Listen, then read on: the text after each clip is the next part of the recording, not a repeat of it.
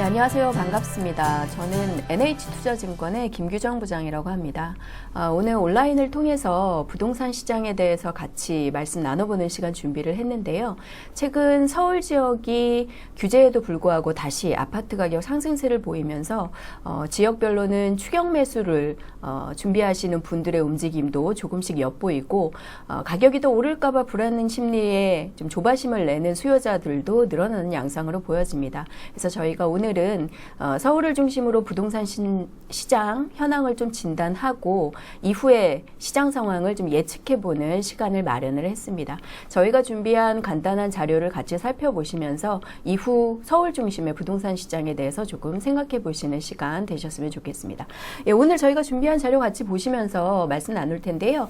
일단 전반적인 거시 상황은 잘 아시다시피 아무래도 부동산 투자에 적극적으로 나서기 어려운 하방 압력을 받고 있는 어려운 국면이라고 볼 수 있습니다. 장표에서 보시는 것처럼 경기 성장률이 상당히 글로벌 전반적으로 둔화되어 있는 상황이고 특히 우리나라의 경제 성장률은 2%대 수준까지 전반적으로 하락하고 있는 상황에서 하향 압력이 계속 진행되고 있는 상황으로 볼 수 있습니다. 이 같은 경기 상황에서 전반적으로 부동산 등 자산 투자 시장이 혼자 화랑세를 보이기는 상당히 어려운 국면이라고 볼 수 있습니다. 내부적으로 국내 건설 부동산 시장이 경제 성장률에 미치는 영향 또한 상당하다고 볼 수가 있는데 현재 건설 주택 부동산 시장의 경기 흐름은 전반적으로 계속 성장세가 둔화되는 상황이고 특히나 15년, 16년 좀 강세를 보였던 건설 부동산 산업 시장의 흐름은 최근에 계속해서 좀 장세가 좋지 않은 제조업이나 서비스업과 비교해서도 특히나 최근에 둔화되는 정도가 상당히 크다고 볼 수 있습니다. 급격하게 건설 부동산 주택 산업 시장의 흐름이 좋지 않아지면서 아무래도 부동산 시장 역시 전반적으로는 하방 압력을 받고 있다고 볼 수 있겠는데요. 그런 상황에서 당연히 예측 가능한 것처럼 전국적으로 주택 아파트 시장의 가격은 약세가 이어지고 있는 상황입니다. 올 들어서 8월, 9월 현재까지 전국 전반적으로 또 주요 도시의 아파트 가격 변동률을 보면 변동폭이 큰 경남권을 비롯해서 수도권 주요 지역까지 연초 대비 가격 수준은 모두 마이너스 변동률을 보이고 있습니다. 올 들어서도 주택 가격이 평균적으로는 내렸다라는 이제 뜻이 될 텐데요. 이 기초에는 주택 거래가 상당히 부진해졌다는 점이 기본적으로 영향을 미치고 있습니다. 우측의 그래프에서 보시는 것처럼 올 들어서 주택 일반적인 거래, 매매 거래량은 거래량이 가장 최근 들어서 좀 많았던 15년이나 16년, 17년과 비교해서는 거의 절반 아래로 줄어들어 있는 상황입니다. 아시다시피 정부가 대출 규제를 포함해서 세금 규제 등 강력한 부동산 규제를 계속해서 내놓으면서 아무래도 실질 거래량은 줄어들 수밖에 없고 부진한 거래 속에서 가격 흐름도 안 좋아졌다고 볼 수 있습니다. 하지만 방금 전 그래프에서 잠깐 보신 것처럼 서울 지역만은 유일하게 7월 이후에 상승세로 좀 전환되어 있는 소폭이긴 하지만 상반기에 하락세에서 벗어나서 7월 이후 하반기에는 상승 장세로 좀 전환된 것을 보실 수 있는데요. 실제로 최근 서울 지역 아파트 매매 가격의 주간 변동률 흐름을 보시면 6월 마지막 주부터 뚜렷하게 주간 변동률이 마이너스를 탈피하고 상승세로 전환되기 시작해서 10월 첫째 주, 둘째 주까지 한국감정원 통계 기준으로 16주 연속 상승세를 이어가고 있는 상황입니다. 정부가 서울 지역의 상승세에 좀 부담을 느끼면서 하반기에 8.12 대책이라던가 10월 1일에 추가 후속 조치 등을 내놓기는 했지만 추가되는 규제에도 불구하고 서울과 강남권을 중심으로 한 좀 투자 선호 지역의 아파트 가격은 오히려 그 상승폭을 키워나가고 있는 상황이라고 볼 수 있습니다. 이처럼 서울 투자 지역이 강세를 보이면서 현장에서는 다시금 상승 기대를 갖는 수요자들도 생겼고 호가가 오르고 매물이 부진한 가운데서도 상승세를 보이면서 추격 매수를 고심하는 투자 수요도 다시 좀 형성되는 것으로 나타나고 있습니다. 정부도 이에 맞춰서 추가적인 규제를 계속해서 내놓고 있는 상황이고요. 이러한 서울 지역의 움직임은 결국 양극화라는 현상으로 기결이 되고 있는데요. 잘 아시다시피 앞서 보신 그래프와 종합해서 보시는 것처럼 전국적으로 주택 부동산 건설 경기는 사실 좋지 않습니다. 특히나 경상권이라던가 충청권 등 공급이 좀 많고 미분양까지 좀 불거지고 있는 지방 주택 부동산 시장은 상당히 경기가 악화되고 있는 상황이라고 볼 수 있는데요. 유독 서울과 경기 등 수도권 중심으로만 남아있는 유동성들이 계속해서 몰리면서 가격 강세를 보이고 있는 상황이라고 볼 수 있습니다. 이러한 양극화 흐름을 극단적으로 보여주는 그래프라고 볼 수 있는데요. 국내 주택시장을 권역별로 특히 이제 아파트 실거래가 지수 기준으로 그래프를 쭉 나열해 본 도표입니다. 보시면 최근에 규제에도 불구하고 강세를 보이고 있는 서울이나 서울의 중심적인 강세 지역인 강남권 같은 경우에는 상대적으로 최근에도 좀 높은 가격 흐름을 보이고 있지만 기타 지방 소도시나 지방의 광역도시들은 계속해서 좀 하락세를 이어가고 있는 상황입니다.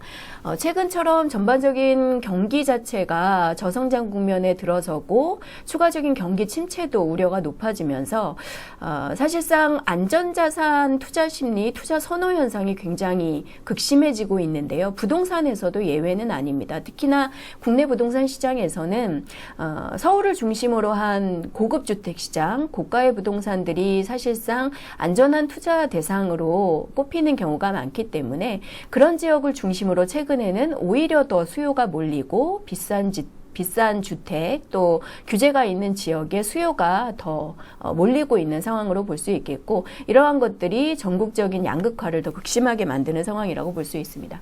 양극화가 최근 굉장히 불거지면서 국내 도시별로 아파트 중위 가격을 비교해 볼 때 굉장히 가격 격차가 벌어져 있는 것을 보실 수 있습니다.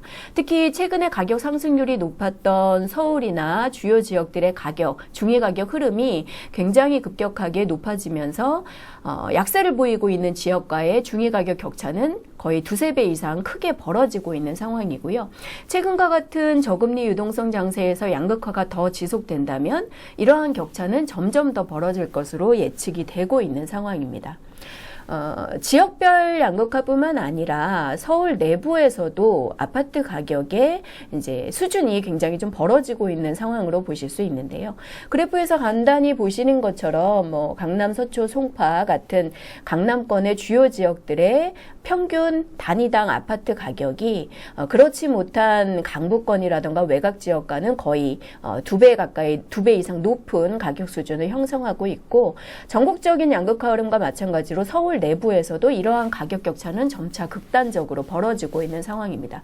이러한 양극화 현상을 거치면서 수요자들의 투자 심리는 사실상 규제가 있더라도 혹은 투자 초기 자금이 많이 들어가서 진입 장벽이 있더라도 가격 상승폭이 현저히 높고 하락 장세에서 가격이 떨어질 우려가 적은 안전자산이라고 평가되는 그런 고가 부동산 지역에 더 몰리게 되는 이런 현상을 더 극심하게 보여주고 있습니다. 그래서 최근에 보시는 것처럼 정부의 추가적인 규제에도 불구하고 서울을 중심으로 한 주요 고가 지역의 새 아파트나 새 아파트를 받을 수 있는 재건축 시장 등의 수요가 계속해서 몰리고 있는 상황으로 분석이 됩니다.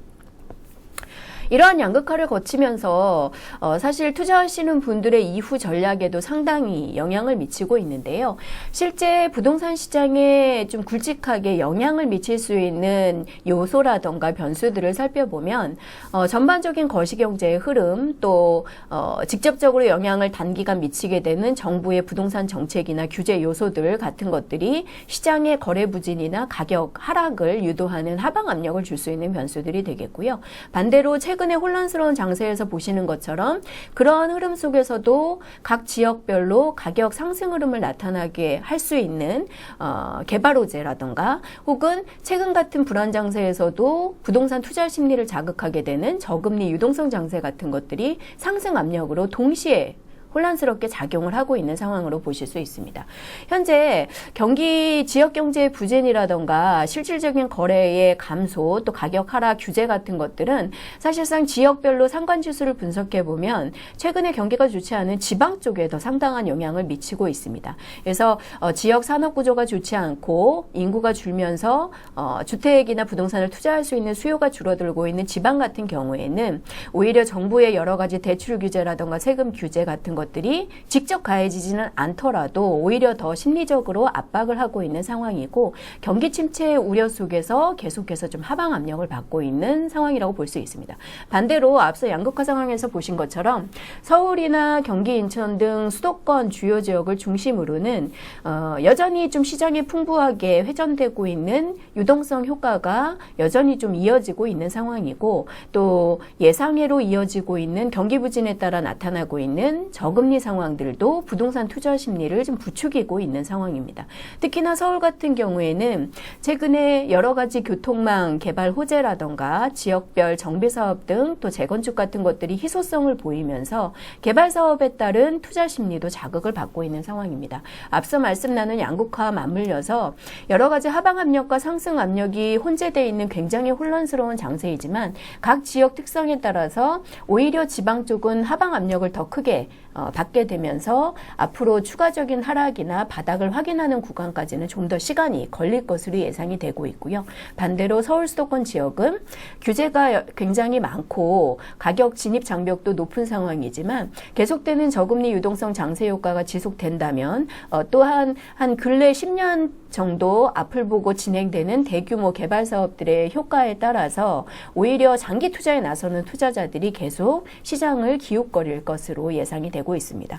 앞서 살펴본 양극화가 계속해서 진행된다는 얘기가 될 수 있을 텐데요. 말씀 나눈 변수 중에서 정부의 부동산 정책 흐름 규제에 대해서 조금 더 말씀 나눠볼까 합니다. 화면에서 보시는 것처럼 정부가 부동산 건설 산업 쪽과 맞물려서 생각하고 있는 정책적인 방향, 기조 같은 것들은 사실상 새로운 미래 산업과 건설 주택과의 하이브리드 같은 이제 4차 산업들의 보강이나 육성 같은 부분들 혹은 그동안 지속적으로 이번 정부가 진행해온 공공성 작업들, 주거 환경이 좋지 않고 인프라가 부족한 지역의 정비 사업이라던가 도시 개발 사업들 이런 공공성을 좀 더 높이고 인프라를 균형감 있게 개발하는 쪽에 좀 더 무게를 싣고 있는 상황이고요. 그리고 투자나 수요가 몰리고 있는 재경지역보다는 지방 주요 도시의 지역 경제를 활성화할 수 있고 좀 더 국토를 균형감 있게 운영할 수 있는 개발 균형감 쪽에 영향을 실어주고 있는 상황입니다. 사실 그러다 보니 정책적으로는 투자를 하시는 수요자 입장에서는 크게 좀 탄력을 받거나 자극을 받을 만한 요소가 사실상 없다라고 보는 게 맞는 얘기일 텐데요. 현재까지 정부가 쓰고 있는 규제는 아시다시피 상당히 많습니다. 전국적으로 고분양가 관리 지역까지 포함해서 전국적으로 49곳이 규제 지역으로 설정이 되어 있는 상황이고요. 잘 아시는 조정대상 지역이라던가 투기과열지구, 투기지역 같은 곳에서 다양한 규제를 적용하고 있고 또 이러한 지역에 대표적으로 적용되고 있는 규제 사항만 얼핏 굵직한 것만 세어봐도 40개 가까이 이루고 있는 상황입니다. 잘 아시는 것처럼 서울 등 투기지역, 투기과열지구, 규제지역을 중심으로는 현재 양도세라던가 종부세 같은 보유세, 거래세들의 규제 강화를 통해서 거래를 좀 위축시키는 대대적인 규제를 계속해서 쓰고 있는 상황이고요. 전반적인 수요 위축, 거래 부진을 가져오게 된 대출 규제도 계속해서 강도를 높여가고 있는 상황입니다. 그래서 최근에는 고가 시세의 전세 소유자들, 전세 보유자들의 추가적인 대출을 금지하는 부분이라던가 아니면 임대사업자들이나 주택 공급, 개발사업자들의 대출 LTV를 좀 더 강도 높게 규제하는 이런 여러 가지 규제를 계속해서 발굴해서 덧대고 있는 상황입니다. 대출 규제와 세금 규제가 계속해서 진행되고 있고 적어도 이번 정권 말미까지 계속될 상황이다라고 본다면 사실 정부의 여러 가지 이런 규제 상황들이 규제 지역 중심으로는 전반적으로 최근 나타나고 있는 거래 급감 상황 또 거래 부진에 따른 상대적인 가격 영향을 줄 수밖에 없는 상황이라고 분석이 될 수 있습니다. 하지만 최근 서울에서 나타나고 있는 상황을 보면 거래가 굉장히 좋지 않은 상황에서도 매도 호가는 계속 강세를 보이고 있는 상황이고 시중에 풍부한 유동성을 갖고 있는 일부 상위 계층의 투자자들이 고가 지역에 더 집중하는 현상들을 보이면서 오히려 거래 부진 속에서도 가격은 오르는 사실상 이상 현상을 계속해서 보이고 있는 상황입니다. 그래서 소위 이제 규제의 역설이라고도 시장에서는 언급을 하고 있습니다만 규제 강도가 높아지고 거래가 부진한 상황에서도 이런 안전자산으로 인식되는 특수 상품들 또 서울 중심으로 한 일부 지역에서는 계속해서 가격 강세를 보일 가능성이 여전히 남아있다라고 볼 것입니다. 또한 규제의 한 축에서 일어나고 있는 부작용들도 시장에서는 상당히 좀 이슈가 되고 있는데요. 정부가 주택가격 안정을 위해서 공급을 늘리기로 하면서 경기 수도권을 중심으로 5개에 이르는 3기 신도시를 개발하고 택지들을 조성해서 30만 호 정도의 새로운 주택을 공급하기로 한 바가 있습니다. 하지만 주택 공급 지역이 발표된 이후에 사실상 어떻게 보면 서울 지역이 다시 아파트 중심의 가격 반등세를 보이고 있는 상황이고 공급 지역들의 입지에 따라서는 사실상 경쟁력이 떨어지는 곳들도 있다라는 시장의 평가와 외면을 받게 되면서 오히려 좀 투자성이 훨씬 더 높다라고 평가되는 서울 지역의 투자 수요를 더 몰리게 하는 역효과를 일으킨 부분도 사실상 있다고 보겠습니다. 또한 이러한 수도권 새 주택과 신도시들 같은 것들을 공급하게 되면서 이번 정부에서는 지난 신도시 개발과는 다르게 광역교통망이라던가 주변 주거 환경을 쾌적하게 하기 위한 인프라를 좀 조기에 동시에 개발하기로 한 바가 있는데요. 이런 정책의 선상에서 지금 GTX라던가 뭐 신안산선, 신분당선 같은 경기 지역 주요 택지지구 베드타운에서 서울의 주요 업무지구로 이동을 조금 빠르고 쉽게 할 수 있는 물리적인 거리를 단축해주는 광역교통망 사업들이 활발하게 진행이 되고 있습니다.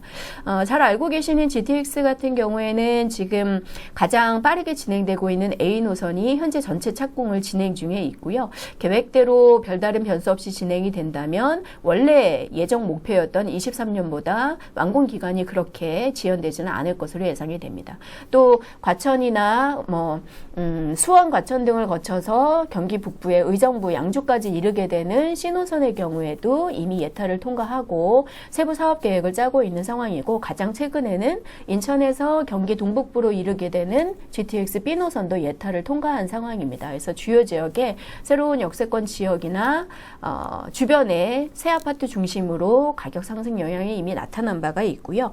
결국엔 이런 것들이 서울에 집중되어 있는 이런 업무지구의 활동인구, 생산인구의 집중 현상을 더 가속화할 것으로 예측이 되면서 서울 지역을 중심으로 한 투자 수요가 더 몰리게 되는 상황들이 정부의 시장 안정책에도 불구하고 오히려 나타나고 있는 상황입니다. 그래서 정부의 규제 자체가 사실상 시장의 변동성을 줄여주고 안정하려는 노력은 했지만 결과적으로는 가격 상승을 완전히 제어하지는 못한 상황이고 오히려 지금과 같은 저금리 유동성 장세가 안전자산 쪽으로 몰리고 있는 상황에서는 오히려 규제를 가하고 있는 고가 부동산 지역에 수요가 몰리게 하는 역효과도 나타나게 하고 있다라고 분석을 할 수가 있겠습니다. 실제로 화면에서 보시는 것처럼 2007년 노무현 정권 때나 아니면 2017년 문재인 정권 때의 지수 그래프와 규제 상황들을 보시면 오히려 강력한 부동산 규제 정책이 쓰여진 시기에 서울 지역 또 강남권의 아파트 매매 가격 지수는 오히려 더 높은 수준의 변동성 상승 영향을 보여준 것을 볼 수가 있습니다.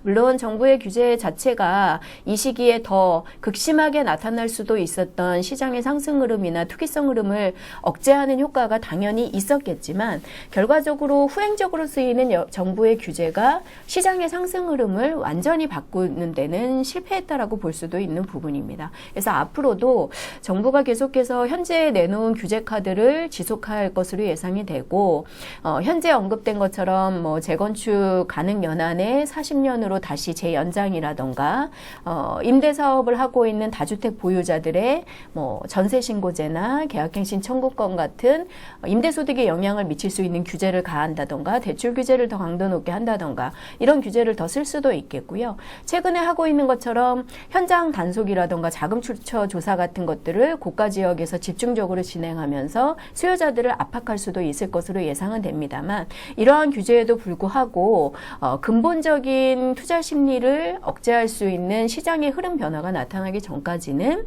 규제에도 불구하고 서울을 중심으로 한 투자 선호 지역의 가격 상승 흐름이 좀 더 이어질 것으로 보는 게 현재의 예측이라고 볼 수 있습니다.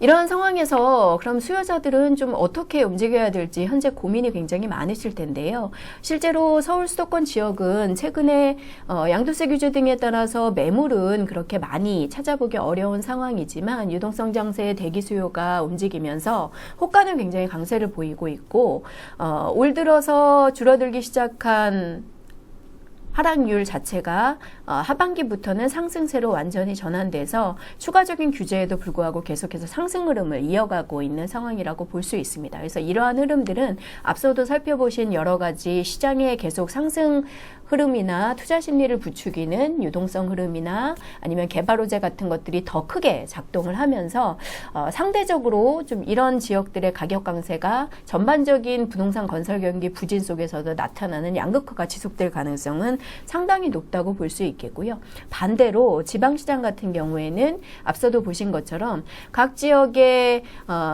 근간 사업이 될 수 있는 뭐 제조업이라던가 이런 것들이 부실해지면서 약세를 보이고 있는 주요 지방 도시를 중심으로는 아무래도 최근까지 나타난 분양 부진이나 재고 시장, 재고주택 시장의 거래 부진이나 가격 약세가 좀 더 이어질 것으로 예측이 됩니다. 근데 물론 지방 시장에서도 최근에 약간의 흐름 변화는 좀 기대하는 이제 시선들이 조금 늘어나고 있는 상황입니다. 얼마 전에 뭐 대중적인 뉴스 보도에서는 그동안 시장 상황이 좀 극심하게 나빴던 대표적인 이런 경상권의 도시들에서 서울 지역에 이제 가용 투자자들이 내려가서 부동산 투자하는 거래들이 좀 포착되기도 했다라는 뉴스 같은 것들이 좀 보도가 되기도 했는데요.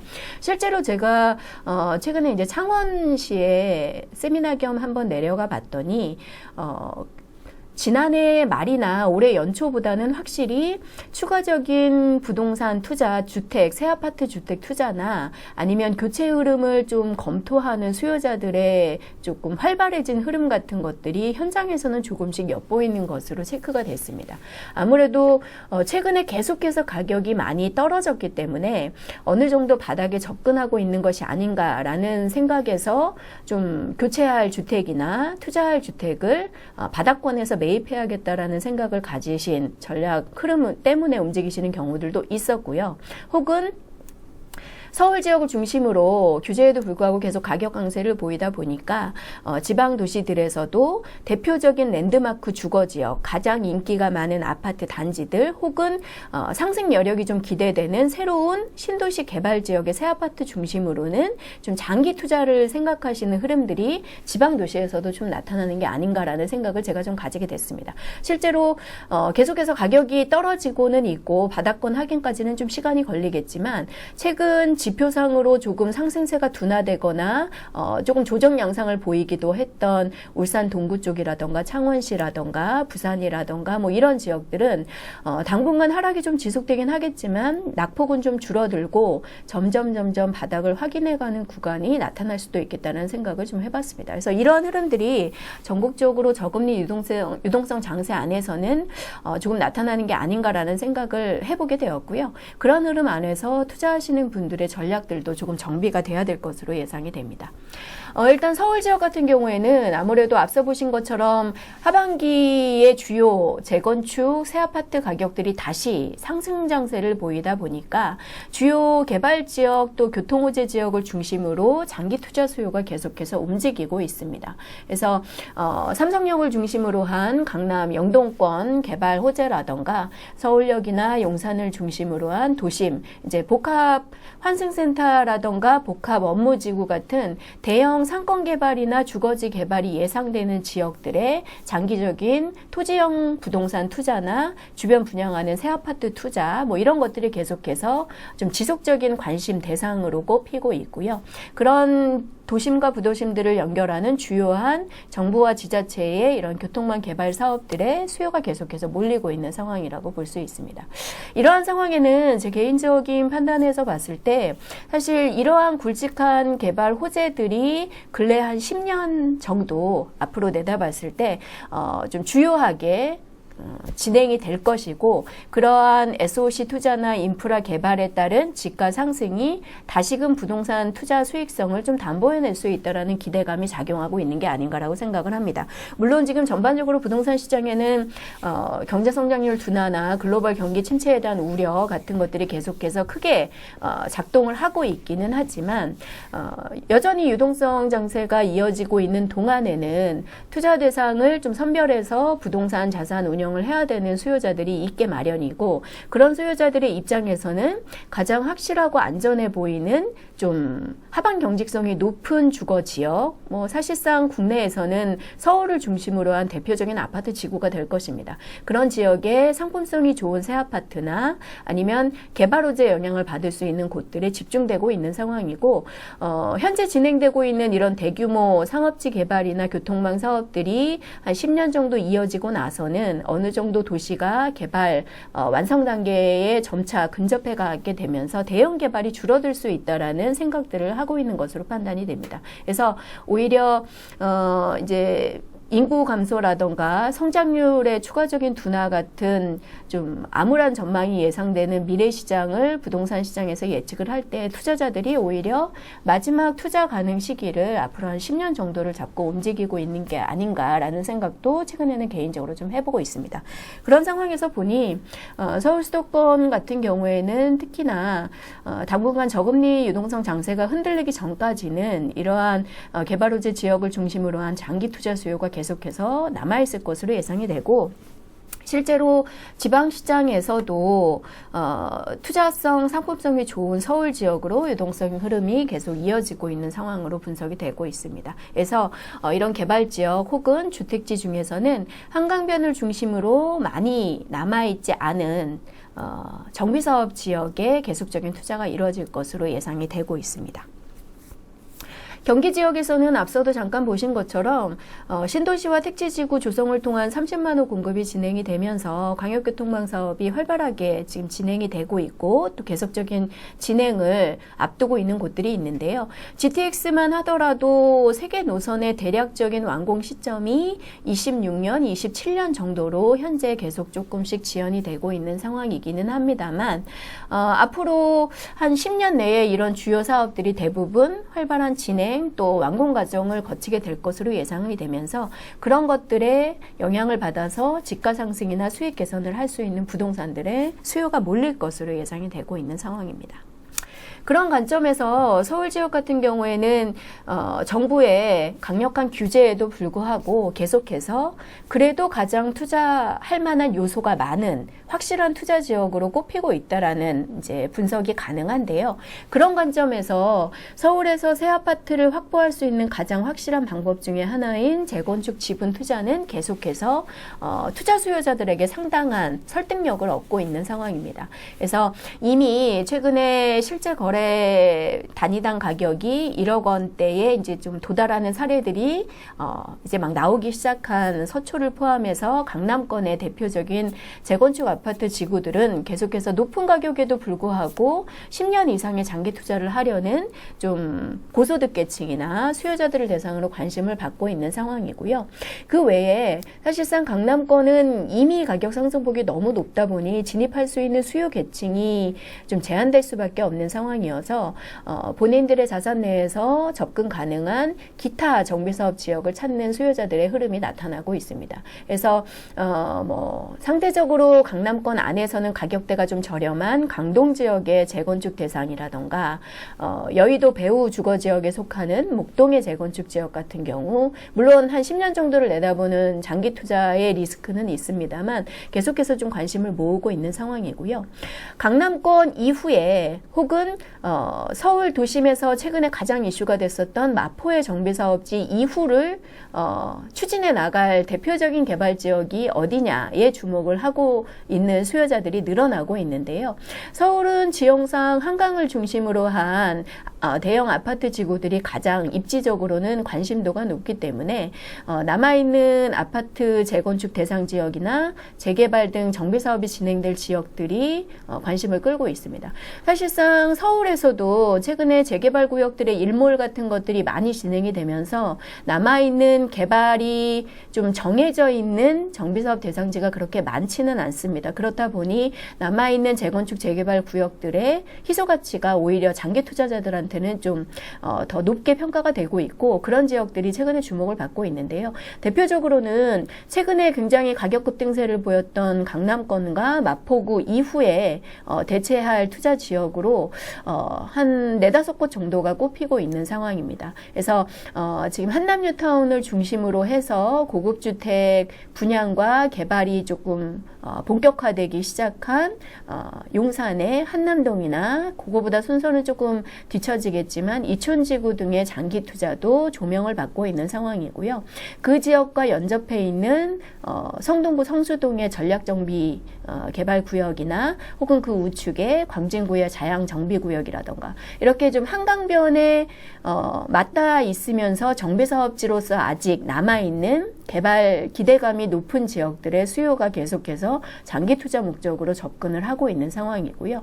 그 외에는 한강변에 남아있는 뭐 노량진이라던가 뭐 이런 지역들이 좀 장기적으로 서울 안에서 투자할 만한 정비사업 잔여지로 꼽히고 있는 상황입니다.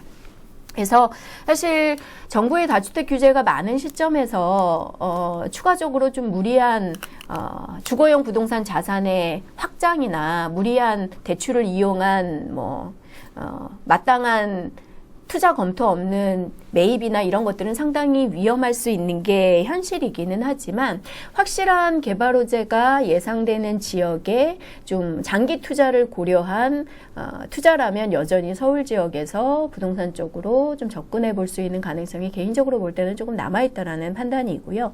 특히나 최근에는 주거용 부동산뿐만 아니라 이제 금리 인하와 맞물려서 상업용 부동산 쪽에서의 이런 장기 투자 관심도 다시 조금씩 자극을 받고 있는 상황으로 볼 수 있습니다. 현재 이제 말씀 나눈 이런 정비 사업과 관련해서 가장 서울 지역에서 이슈가 되는 부분은 사실상 정부의 추가 규제인 민간 아파트에 대한 분양가 상한제 확대 적용 정책 부분이 될 수 있을 텐데요. 현재 진행 상황은 이달 2019년 10월 말까지 정부가 관련된 조항을 담고 있는 주택법 시행령을 개정해서 공표를 할 예정입니다. 사실상 언제라도 분양가 상한제 적용 지역을 지정할 수 있는 법 개정은 10월까지 모두 완성이 된다라고 볼 수 있겠고요. 그 이후에 시장 상황에 따라서 분양 가격이 과도하게 오르거나 불안한 이제 시장 상황이 예상되는 곳들에는 정부가 핀셋형으로 세부 지역의 대상 적용 지역을 결정한다라는 정책 방향을 가지고 지금 진행이 되고 있습니다. 그렇게 되면 사실상 아직까지 지정이 된 곳은 없고 언제 어느 지역이 지정될지는 불확실한 상황인 것이 맞지만 최근에 이제 가장 이슈가 되면서 시장의 불안을 좀 가져오고 있는 고가의 아파트 분양 지역, 재건축 가격 강세 지역, 사실상 서울 강남권이 될 수 있을 겁니다. 그 지역에서 특별히 이제 좀 분양이 예상되는 특정 동에 민간 분양가 상한제 적용 지역을 선정해서 분양가 규제를 할 가능성들이 좀 높게 예측이 되고 있습니다.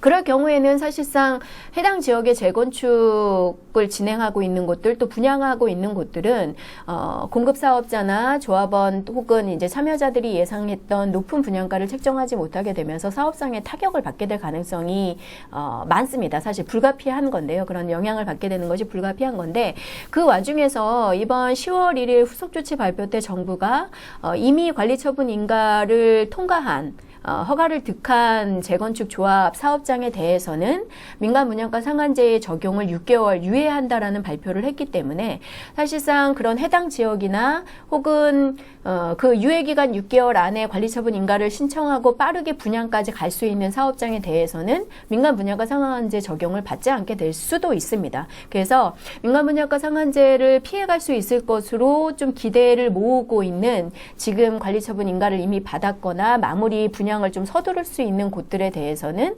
오히려 이제 조합원들이 조금 한숨을 놓고 있는 상황이고요. 이러한 규제들이 작동하게 되면서 전반적으로 재건축 사업 속도의 저하나 그에 따른 주요 고가 지역의 새 아파트 공급의 지연 같은 것들도 동시에 예상이 되면서 오히려 서울 주요 지역에 분양하고 있는 각 지역의 새 아파트나 어느 정도 재건축 사업성이 좋은 상한제 적용을 받더라도 장기적으로 상품 가치가 높을 만한 곳들의 확실한 재건축 지분에는 상대적으로 투자자가 더 몰리는 어떻게 보면 역효과도 좀 벌어지고 있는 상황이라고 볼 수 있습니다. 그래서 사실상 제가 볼 때는 민간 분양가 상한제의 시장 가격 하락이나 규제 역할보다는 이러한 규제를 피해가게 되는 혹은 이러한 규제에 상대적으로 좀 투자 확신을 좀 얻게 될 수 있는 반작용을 갖게 될 수 있는 사업장에는 투자가 더 몰리게 되는 상황들이 장기적으로는 예측이 된다고 볼 수 있습니다.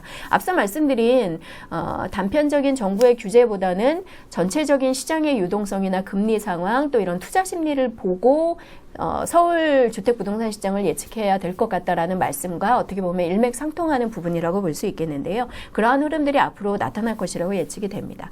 그런 관점에서 2019년 하반기 현재 또 그리고 이후 내년 후년까지는 이번 정권을 거치면서 정부 규제가 계속해서 진행이 되겠지만 유동성 장세나 저금리 흐름이 유지되는 이제 선 안에서는 이러한 것들에 좀 장기 투자, 안전자산을 찾는 투자자들이 이런 고가 부동산 지역 혹은 서울 지역의 주요 개발호재 지역에 집중되면서 상대적인 강세, 이런 전국적인 양극화를 더 끌어나갈 가능성이 높다라고 보고 움직여야 될 것 같습니다.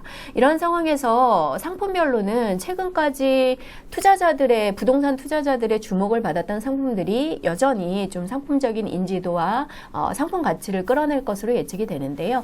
제일 먼저 서울을 포함해서 지방에서도 뭐 대전이라던가 대구라던가 광주라던가 최근 강세를 보이고 있는 지방 도시들의 공통점이 개발 호재가 상대적으로 뭐 진행되고 있다라던가 아니면 주택 지역의 노후 아파트 비율이 높아져서 새 아파트 희소 가치가 굉장히 높아졌다라는 겁니다. 그래서 수요가 전반적으로 규제라던가 뭐 대출 문제 때문에 줄어들곤 있지만 새 아파트 희소성이 높은 상품으로 교체하려는 주택 수요 심리가 있는 상황에서는 계속해서 새 아파트 중심의 상반된 강세가 나타나는 셈인데요. 이런 흐름들이 앞으로도 이어지면서 신규 분양 상품이나 혹은 이런 새 아파트를 받을 수 있는 재건축 쪽에 계속해서 수요가 몰릴 것으로 예상이 됩니다. 특히 서울 같은 경우에는 만약에 분양가 상한제가 민간까지 확대 적용이 되는 곳이 나오게 된다면 아무래도 분양 가격이 현저히 낮게 공급이 되면서 청약 가점이 높은 청약 통장을 쓸 수 있는 무주택자들에게는 확실히 좋은 지역의 새 아파트를 싸게 분양받을 수 있는 최선의 기회가 주어지게 될 거고요. 그런 지역에서는 우려하는 것처럼 사실상 로또 분양이라든가 이런 청약시장의 과열 양상까지 번질 가능성도 예측을 하고 있습니다. 반대로 청약 가점이 좋은 분들이라면 그런 기회를 절대로 놓쳐서는 안 되겠죠. 재건축 시장 같은 경우에는 전반적으로 정부 규제 강도가 높고 또 지금 연안 강화라든가 서울시를 중심으로 한 지자체의 인허가 강도 같은 것들이 굉장히 좀 세기 때문에 진행 상황의 어려움이나 장기 투자의 리스크는 여전히 있기는 합니다만 서울 중심으로 한 좀 입지가 양호한 지역의 장기 투자는 여전히 하려는 대기 수요가 상당히 받쳐주고 있기 때문에 입지가 확실히 보장되고 개발 가능성이 있는 사업성이 있는 지역의 재건축 지분은 여전히 좀 장기 투자자들이 대기할 수 있고 혹여 이후에 유동성이라던가 정책 같은 것들의 변동 때문에 일시적으로 호가의 변동 같은 걸 보이게 된다면 대기 수요자들이 계속해서 급매물 위주의 투자를 할 것으로 예상이 됩니다. 결국에는 급격한 하락 변동이나 이런 것보다는 전반적인 상황에 따른 우상향 흐름을 보일 가능성이 높다라고 보여지는 거고요. 다음으로 앞서도 말씀드린 것처럼 이제 추가적인 연말까지의 한국은행의 기준금리 인하 가능성이라던가 내년도에도 미국과 마찬가지로 연동해서 국내 기준금리의 추가적인 인하 같은 가능성들이 높게 제시가 되고 있는 상황이어서 금리와 상당한 상관성을 가지게 되는 수익형 부동산, 상가라던가 뭐 꼬마 빌딩 같은 건물 타입, 토지를 가지고 있는 수익형 부동산들에 대한 관심이 다시금 높아지는 것으로 좀 예측이 됩니다. 실제로 하반기 들어서 금리 인하와 함께 다시 이런 수익형 부동산, 꼬마 빌딩 같은 것들에 투자 상담을 해오는 수요자들이 상당히 늘어나고 있는데요. 계속적인 저금리 상황에서 다주택 보유에 대한 부담은 계속해서 좀 늘어나고 있는 상황이다 보니 이런 상품들의 부동산 자산 내에서 주거용과 수익형의 비중을 관리하면서 새로운 투자를 하시려는 분들의 흐름이 좀 예상이 되고 있고요. 또 부동산 시장 쪽이 상대적으로 강세를 보이고 있는 상황이다 보니 소규모로 뭐 배당이익이라던가 이런 것들을 조금 기대할 수 있는 간접 상품 등도 계속해서 개발이 될 것으로 예상이 됩니다. 그리고 무엇보다 토지 같은 경우에는 지금 정부가 경기 침체 부진과 맞물려서 대규모의 재정 투입을 통한 전국적인 인프라 개발, SOC 투자 등을 하고 있는 상황이고, 특히 서울 수도권 지역은 대규모 광역교통망 사업을 포함해서 여러 가지 개발 사업들이 진행이 되면서 토지 보상금이 더 풀리면서 유동성에도 자극을 줄 수 있고, 또 이러한 개발과 함께 토지 가치의 상승, 가격 상승이 예상되기 때문에 이런 개발 지역을 중심으로 한 개발 가능한 대지 같은 토지 상품들에 대한 투자 수요도 계속해서 나타날 것으로 예상이 됩니다. 경기 지역 같은 경우에도 정부가 계속해서 그린벨트 해제와 택지지구 개발 등을 해 나가면서 이런 개발에 따라서 영향을 받을 수 있는 좀 저가의 임야라던가 이런 상품들을 장기 투자하시는 흐름들도 계속해서 나타날 것으로 예측이 됩니다. 그래서 최근에 보여줬던 이런 상품들의 흐름들이 계속해서 시장에서는 영향을 받을 것으로 예상이 되고요. 지금까지 살펴보셨는데 사실상 뭐 이후의 시장 상황은 앞서도 여러 가지 방향에서 제가 말씀을 드린 것과 대동소이합니다. 근데 좀 요약을 해보면 전반적으로 거시경제 환경, 글로벌 경기 침체에 대한 우려 이런 것들이 굉장히 안 좋은 상황이긴 하지만 반대로 저금리 유동성 장세의 효과가 진행이 되면서 주요 지역들의 부동산 투자나 이런 것들은 또 상반된 흐름을 보일 수도 있다는 것이고, 이런 것들이 최근에 굉장히 표출되고 있는 양극화 장세를 더 극심하게 보여줄 거다라고 생각이 됩니다. 그래서 투자자들도 이런 양극화 전략을 상당 부분 수용을 해서 투자성이 좋고 가격 하락에 별로 타격을 받지 않는 이런 가격 변동성이 좀 적은 안전 지역에 좀 집중 투자를 하는 전략들을 쓰시는 게 적당할 것이라고 판단이 되고요. 일단 이후의 상황은 전반적으로 현재 서울 수도권 시장을 끌고 가고 있는 저금리 유동성 장세에 영향을 미칠 만한 글로벌 경기 흐름의 변화나 혹은 국내 경제 성장률이나 내수, 이제 수출 뭐 이런 것들과 연결된 국내 경기와 상당히 영향을 받을 수 있는 상황이라고 보실 수 있습니다. 그러면 이런 부분들이 크게 변동성을 보이면서 현재 시장을 주도하고 있는 유동성 장세나 금리에 영향을 주게 되는 변수가 혹은 그 전조가 시그널이 포착이 된다면 부동산 투자 쪽에서도 그 이후에 변동성을 좀 보일 가능성을 염두에 두고 시장을 계속 주시하셔야 되는 상황이고요. 단편적으로는 정부가 지금 강남권을 중심으로 한 자금 출처 조사 강화라던가 현장 단속 등을 통한 뭐 과다한 대출 사용, 증여 세금 탈루 같은 것들을 계속해서 조사하면서 다주택 투자자들을 압박하고 있기 때문에 이런 것들에 따른 거래량 변동, 또 가격 상승세 둔화 이런 것들도 부분 나타날 수 있음을 좀 예상하셔야 될 것 같습니다. 그리고 시장 전체 흐름을 바꾸는 건 아니라고 말씀은 드렸지만 정부가 계속해서 정책 규제를 내놓을 예정이기 때문에 그런 정책들에 따른 부분 일시적인 변동성은 계속해서 나타날 수 있음을 좀 예상을 하셔야겠고요. 다만 아까도 말씀드린 것처럼 이러한 규제와 이제 거시경제 둔화, 경기 둔화의 이런 압박에도 불구하고 개발 호재가 있는 지역들에는 계속적인 개발 유동성의 확대라던가 상대적으로 장기적인 부동산 자산가치 밸류 애들을 기대하고 투자하는 장기 투자자들이 모이면서 상대적으로 좋은 흐름을 보일 수 있는 상반된 상황들을 계속 좀 예측을 하셔야 되겠습니다. 일단 경기 지역 같은 경우에는 23년 이후 26년 정도까지 연도별로 계속 실제 공급되게 될 신도시, 새로운 신도시와 택지지구 새 아파트 공급을 위해서 택지 조성 등이 본격화되면서 내년 20년 후반부부터 21년 정도까지 주요 택지 조성 사업과 함께 해당 원주민들에 대한 토지 보상금 같은 것들이 책정되고 이제 시중의 유동성으로 풀리게 될 변수들이 또 남아 있습니다. 그런 것들이 과거에 그랬듯이 주변 지역을 중심으로 한 재투자가 이루어지거나 혹은 재경지역 안에서도 최근에 투자성이 높다고 평가되는 서울의 주요 투자 지역으로 흡수가 되면서 해당 지역이 최근 나타나고 있는 유동성 장세를 더 뒷받침해 줄 가능성들도 있고, 이러한 개발 호재를 보고 일시적인 가격 하락이나 고점 우려가 있더라도 좀 장기 투자를 하시는 소득 계층의 흐름은 나타날 것으로 예상이 돼서 해당 서울 수도권의 좀 대표적인 고급 주택 지역, 인프라가 확실한 고가 아파트 지역, 재건축 이제 진행 지역, 뭐 한강변의 대표적인 상업지나 주택 지역 같은 곳들은 아무래도 장기 투자 선택을 받을 가능성은 여전히 남아 있다고 보겠습니다. 그래서 전반적인 리스크 관리를 하시면서도 이러한 개발 재료들을 기회로 삼을 수 있는 전반적인 검토가 좀 필요하다라고 판단이 되는 시점입니다. 네, 지금까지 짧지만 부동산 시장, 특히 이제 서울을 중심으로 해서 현황도 좀 진단을 해보고 전략적인 말씀도 좀 나눴는데요.